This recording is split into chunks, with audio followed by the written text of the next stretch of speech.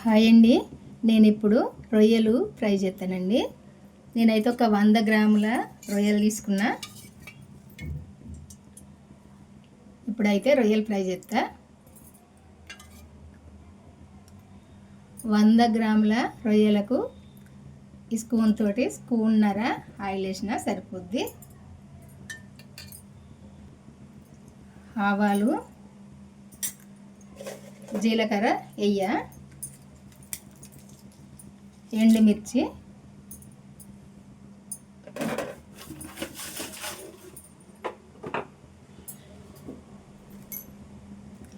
ఇవి వేగాలి. ఇప్పుడు ఇవి వేగినాయి కదా, ఒక మీడియం సైజు ఉల్లిపాయ తీసుకొని కడిగేసుకున్నా.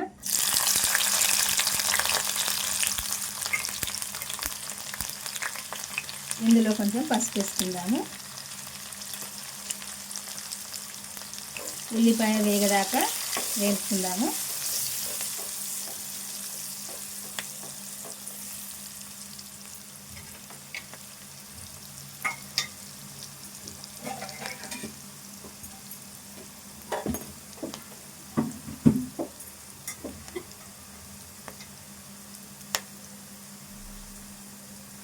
ఉల్లిపాయ వేగుతుంది కదా, ఇప్పుడు కొంచెము అల్లము వెల్లుల్లి పేస్ట్ వేసుకుందాము. ఇప్పుడే దంచినది.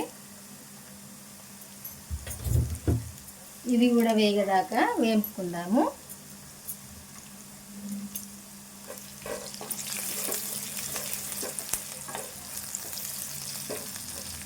ఇట్లా వేగాలి. ఇప్పుడు చిన్న సైజు 2 టమాటాలు కట్ చేసుకున్నా. ఇవి ఇందులో వేసుకోవాలి.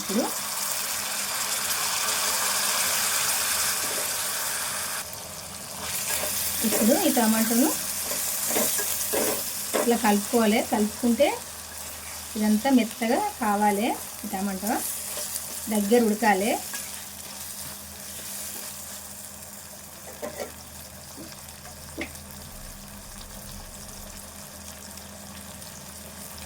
సాల్ట్ వేసుకుందాము. హాఫ్ స్పూన్ సరిపోద్ది.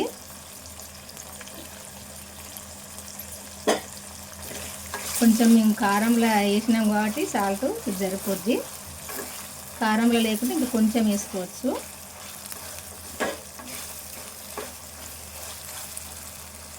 కరివేపాకు వేసుకోవచ్చు. నేనైతే వేస్తలేను కరివేపాకు.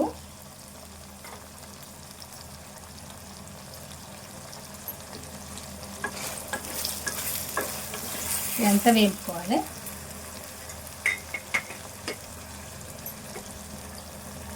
ఈ టమాటో మెత్తగా ఉడకాలి. లేకుంటే ఇప్పుడే ఇందులో రొయ్యలు వేసుకుంటే ఈ టమాటో ఉడకదు, వక్కలు వక్కలు ఉంటుంది. అందుకే ఇది మెత్తగా కావాలి. మెత్తగా అయినాక ఇందులో రొయ్యలు వేసుకొని ఫ్రై చేసుకోవాలి. నేను రొయ్యలు ఎండిన రొయ్య నేను ఫ్రై చేసేది, పచ్చి రొయ్యలు కాదు.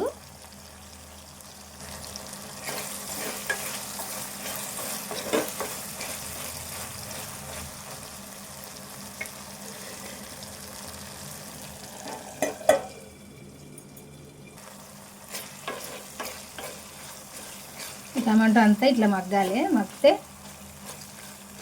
ఇట్లా దగ్గర ఉడకాలి. ఇప్పుడు ఇందులో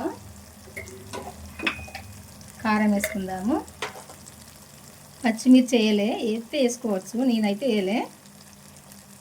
ఎండు కారం ఒక స్పూన్ వేసుకుంటే సరిపోద్ది. ఇది కలుపుకోవాలి. ఇదంతా ఒక 100 గ్రాముల రొయ్యలకు నేను వండేది.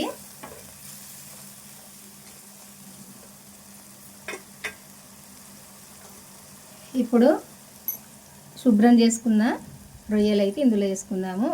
ఇవన్నీ ఇట్లా ఉంటాయి కదా, ఇట్లా చుంచుకోవాలి.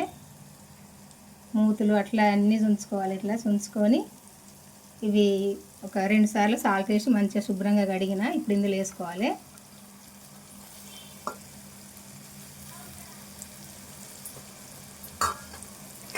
ఇప్పుడు ఇది మంచిగా ఫ్రై కావాలి. కొంచెం స్టవ్ సిమ్లో పెట్టుకొని ఊకే కలుపుకోవాలి. కలుపుకున్నప్పుడే ఇవి కొంచెం అడుగంటుకోకుండా ఉంటాయి. ఇట్లా కలుపుకోవాలి.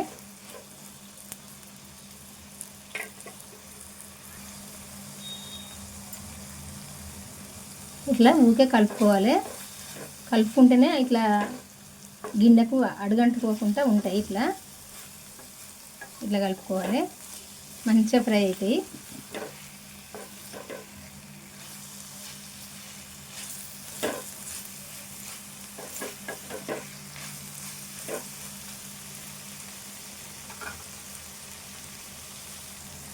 ఇందులో ఇప్పుడు కొంచెం ఏంపిన ధనియాల పొడి వేసుకోవాలి. పచ్చి ధనియాల పొడి కాదు, మనం చికెన్లు వేసుకునేది కాదు. ఇట్లా అన్ని మసాలాలు వేసి వేపుకొని పట్టుకుంటాం కదా ధనియాల పొడి. ఈ ధనియాల పొడి వేసుకోవాలి. ఇందులో మంచి టేస్ట్ ఉంటుంది.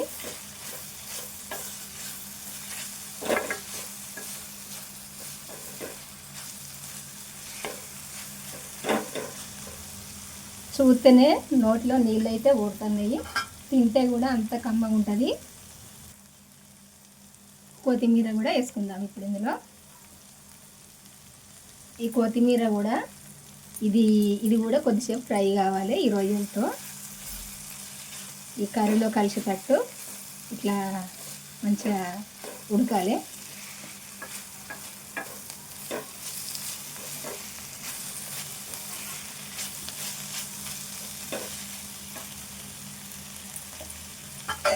కొద్దిసేపు మూత పెట్టుకుందాము.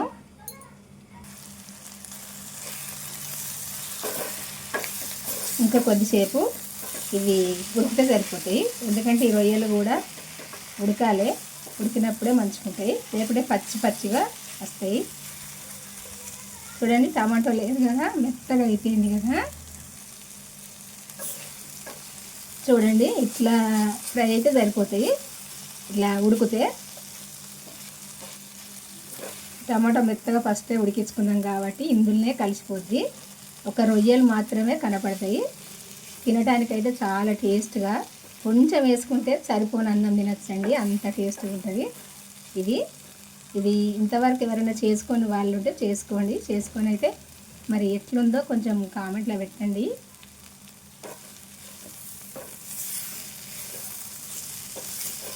చూడడానికి ఇంత బాగుంది కదా, తినడానికి కూడా అంత కమ్మగా అంత టేస్ట్గా ఉంటుందండి. ఇట్లా చేసుకుంటే తినే వాళ్ళ గురించి చెప్తాను నేను, అందరు తినరు, తినే వాళ్ళ గురించే చెప్తాను.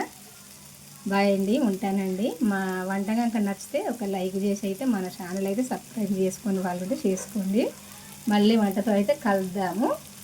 ఉంటా మరి.